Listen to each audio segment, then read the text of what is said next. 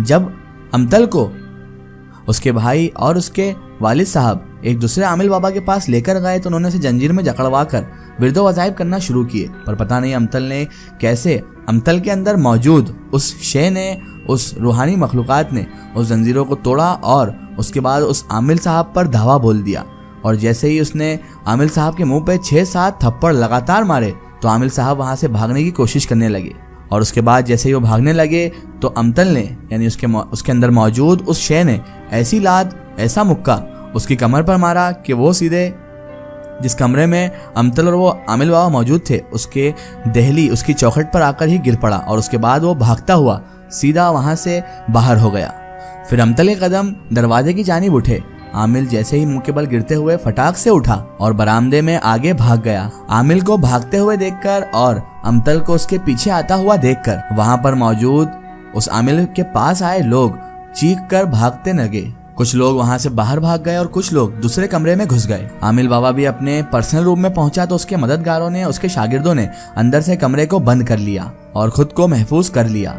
हर तरफ अब सनसनी फैल चुकी थी। कयामत का मंजर बर्पा हो चुका था। अमतल रास्ते में पड़े मोरों और कुर्सियों को लात मार कर छत के ऊपर तक उछालते हुए आगे बढ़े चले जा रही थी। और फिर वो टहलने के अंदाज में बैरूनी दरवाजे से निकलकर गली की तरफ बढ़ने लगी। उसके घर वाले खौफ के अंदाज में, और उसके घर वाले खौफ की वजह से और उसकी चिंता की वजह से उससे कुछ 10 कदम की दूरी पर उसका ताक़ुब करते हुए आ रहे थे। वो भी अमतल के पीछे पीछे ही थे। अमतल थी जो सर झुकाए बंद आंखों से गली में चली जा रही थी। न जाने अमतल कैसे आगे चले जा रही थी, क्योंकि उसकी आंखें तो मुकम्मल तौर पर बंद थी। उसका सर नीचे झुका हुआ था और उसकी ठुड्डी उसके सीने से चिपकी हुई थी। मगर वो तो ऐसे आगे बढ़ रही थी जैसे वो सब कुछ देखते हुए ही आगे बढ़ रही हो, देखते हुए ही चल रही हो। गली से निकलकर अब वो ट्रैफिक से बड़े सड़क के फुटपाथ पर सफर करने लगी, यानी कि चलने लगी।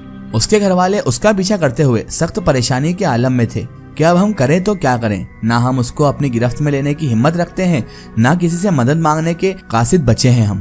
कुछ 20 गज का फासला तय करके अमतल लम्हे भर के लिए रुकी और उसके बाद उसी हालत में रोड पार करने के लिए तेज रफ्तार बहते ट्रैफिक के सैलाब में उतर गई। यानी कि ट्रैफिक बहुत ज्यादा था, उसी में अमतल सड़क पार करने के लिए बीच रोड पर उतर गई। गाड़ी वालों ने जैसे ही देखा कि एक लड़की बेसुध बेहोशी के आलम में सीधे ट्रैफिक वाले रोड पर चली जा रही है तो गाड़ी के इमरजेंसी ब्रेक की आवाज फिजा में गूंजने लगी। सब गाड़ी वाले इमरजेंसी ब्रेक मारने लगे, क्योंकि अचानक से कोई सामने आ जाए तो इमरजेंसी ब्रेक ही काम आता है। और अमतल जिस रोड पर चल रही थी उसी रोड पर पीछे आने वाली गाड़ियां एक दूसरे से धमाके वाली आवाज देकर टकरा गई। यानी कि जब आगे वाली गाड़ियों ने इमरजेंसी ब्रेक मारा तो पीछे वाली गाड़ी अनबैलेंस होकर उसी गाड़ी में ठुका गई। उसके बाद एक कार का बम्पर अमतल की कमर को भी छू गया। सड़क का दूसरा किनारा मुख्तलिफ किस्म की ट्रैफिक का था।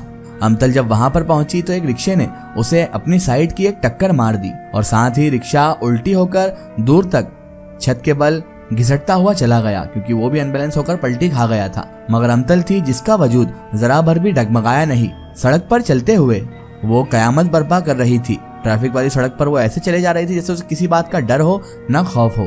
अब अमतल ने रोड पार कर लिया था और वो रोड पार करके फुटपाथ पर मुखालिफ सिमत की ओर जा रही थी, यानी कि वो उल्टी सिमत में जाने लगी। कुछ लोग गुस्से में अमतल की तरफ भागे थे कि वो उससे इस तरह सड़क पार करने की बेफिक्री और लापरवाही के बारे में तलकीन करें, उससे बात करें। लेकिन जब वो लोग उसके करीब पहुंचे तो अमतल का सर झुकाकर आंखें बंद किए अपनी मस्ती में चलना, मदहोशी में चलना और उसे इस तरह से भूतिया अंदाज में आगे बढ़ता हुआ देखकर वो सब के सब लोग जो उससे पूछताछ करने गए थे वो भी ठटक कर वहीं पर रह गए। एक अनजाना सा खौफ सब पर सवार हो गया, क्योंकि इस हालत में किसी भी लड़की को देखना हर किसी के बस के लिए काफी नहीं था। सब ने उसे मजनू दीवाना समझकर छोड़ दिया। सोचा कि शायद से दीवानी हो गई है या पागल हो गई है, इसलिए ऐसे ही चल रही है। ये तो कोई पागल और मस्त औरत है। सड़क पर ट्रैफिक कुछ देर के लिए जाम हो गई थी।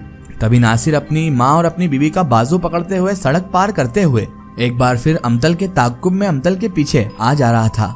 माँ की हालत अब बहुत जरा गैर हो रही थी। माँ कहने लगी, मेरा दिल बैठा जा रहा है बेटा, मुझे जरा सा पानी दे दो। अमतल की माँ ने एक तरफ फुटपाथ पर बैठते हुए अपने बेटे नासिर से ये बात कही थी और दोनों हाथों से सर थाम कर लंबी लंबी सांस लेते हुए अमतल की वालिदा अचानक से सिसकियां लेने लगी। नासिर ने अपनी माँ को अपनी बीवी के पास छोड़ा और एक ठेले वाले की तरफ पानी लेने के लिए वो दौड़ता हुआ चला गया ताकि अपनी माँ के लिए वो पानी ला सके। लेकिन अमतल थी जो इन सब चीजों से लापरवाही और बेफिक्र होकर आगे बढ़ी जा रही थी। पानी का गिलास वापस लेता हुआ आकर नासिर सीधे अपनी माँ के पास रुका, लेकिन जब तक अमतल काफी आगे निकल चुकी थी क्योंकि इधर इधर टाइम लग गया था और उधर अमतल लगातार अपने कदम बढ़ाते हुए चलती जा रही थी। तभी नासिर अपनी बीवी से बोला, साइमा तुम अम्मी को संभालो, बल्कि मैं तो ये कहता हूँ रिक्शा करके तुम अम्मी को लेकर घर पहुंचो, मैं अमतल का पीछा करता हूँ। कहीं ऐसा ना हो कि हमारी प्यारी बहन हमसे खो ना जाए, कहीं ऐसा ना हो कि वो किसी हादसे का शिकार ना हो जाए, इसलिए मैं उसके पीछे चला जाता हूँ, तुम अम्मी को लेकर घर पहुंचो। नासिर ने इतना ही अपनी बीवी से कहा और उसके बाद वो अमतल के पीछे उस फुटपाथ पर भाग पड़ा। मगर ताज्जुब की बात यह थी कि अमतल अब वहां से गायब हो चुकी थी और वो नासिर को दूर दूर तक दिखाई भी नहीं दे रही थी। इससे नासिर की परेशानी और बहुत ज्यादा बढ़ चुकी थी क्योंकि अमतल का कोई नामो निशानी नहीं मिल रहा था। अब वो लगातार भागने लगा। सड़क के किनारे एक लंबी सी दीवार शुरू हो चुकी थी। कोई 100 गज का फासला जब नासिर ने तय किया तो उसे एक गेट नजर आया जिसके साथ फूलों और चादरों की दुकानें सजी हुई थी और ये कब्रिस्तान का एक गेट था। नासिर को अब अंदाजा हो चुका था कि अमतल कब्रिस्तान के अंदर चली गई है और इसी गेट से वो अंदर दाखिल हुई है और वो भी उसके बाद अपनी बहन को ढूंढने के लिए अंदर दाखिल हो गया। कुछ कमेटी के लोग अंदर दाखिल हो चुके थे और कुछ वापस लौट रहे थे। कब्रिस्तान दूर तक फैला हुआ वसी कब्रिस्तान था। उसने इधर उधर का जायजा लिया तो लोग दूर दूर तक कब्रों के बीच में खड़े हुए दिखाई दे रहे थे, लेकिन उसके बावजूद नासिर को अमतल कहीं भी नजर नहीं आ रही थी। कुछ मकबरा टाइप कब्रों की आन बनी हुई थी और कुछ ऊंचे ऊंचे कब्रों के आड़ लगी हुई थी। अमतल को झांकने के लिए अब नासिर मायूस हो चुका था और मायूस होता हुआ वो वापस कब्रिस्तान के गेट की तरफ बढ़ गया और इस हिस्से में अच्छी खासी पुरानी कब्रें भी मौजूद थी। वो थके हुए कदमों से इर्द गिर्द का बगौर जायजा लेता हुआ बड़ी ही सुस्त अंदाजी में आगे बढ़ता रहा। फिर अचानक उसे कुछ 10-20 गज दूर पे उसे दाएं जानिब एक जंगली खाबदार बबूल के पेड़ के नीचे कोई खातून बैठी हुई दिखाई दी और उसकी पीठ यानी उस खातून की पीठ इसी जानिब थी जिस जानिब नासिर खड़ा हुआ था। उस खातून को इस तरह बैठा हुआ देखकर नासिर के दिल में उम्मीद की किरण जागी और वो दौड़ता हुआ उसकी जानिब बढ़ गया। कब्रिस्तान का ये एक वीरान सा इलाका था। तमाम कब्रों की हालतें भी इस तरफ की बहुत खस्ता हाली में थी। वो एक बबूल का पेड़ था जहां पर वो खातून बैठी थी और उसकी छांव कोई इतनी ज्यादा घनी भी नहीं थी कि कोई इंसान उसमें आराम से सायानशी हो सके। नासिर जब उस खातून के और करीब आया तो उसे अमतल को पहचानने में कोई दिक्कत ना हुई। वो समझ गया कि ये अमतल ही बैठी हुई है।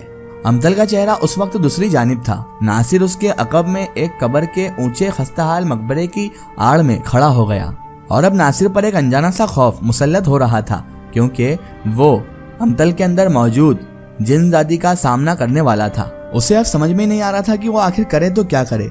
अमतल के पास जाने का उसमें हौसला ही नहीं हो पा रहा था और नासिर की मजबूरी थी कि वो अमतल को इस हाल में यहाँ पर तनहा छोड़कर भी नहीं जा सकता था। थक हार कर आखिरकार नासिर ने हिम्मत करके अमतल को आवाज दी, मगर इसके बावजूद अमतल पर इसका भी कोई असर ना हुआ। नासिर ने फिर से हिम्मत की और आवाज दी, अमतल मैं नासिर हूँ तुम्हारा भाई। मगर उस साइड यही खामोशी रही। नासिर के पैर कपकपा रहे थे और उसकी आवाज थी जो थरथरा रही थी।